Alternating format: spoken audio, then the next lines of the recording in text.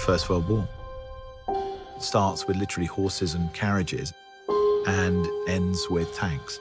So it's the moment where modern war, you could argue, begins. From the very beginning, I felt this movie should be told in real time. Every step of the journey, breathing every breath with these men, felt integral. And there is no better way to tell this story than with one continuous shot. 3, 2, 1, go, go!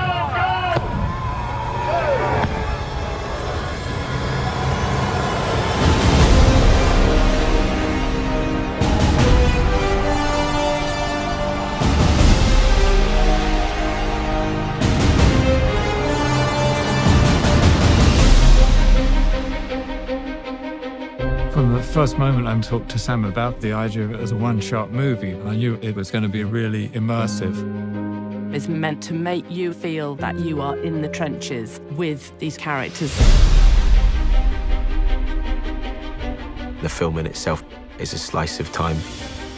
These two young men get sent on a mission to deliver a message to stop an attack. Action!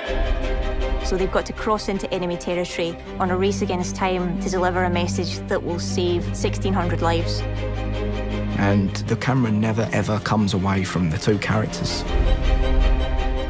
There's always that sort of get-out-of-jail card that you have with the movie. Well, you know, we might be able to cut around this, or we might take that scene out. That's not possible on this film. The dance of the camera and the mechanics all have to be in sync with what the actor's doing. When you achieve that, it's really beautiful and exhilarating.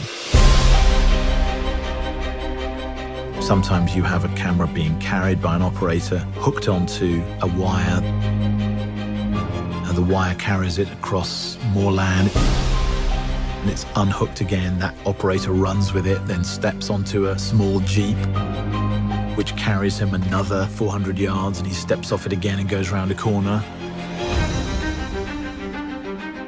Let's go back to 1. This film does not take place in a series of interiors.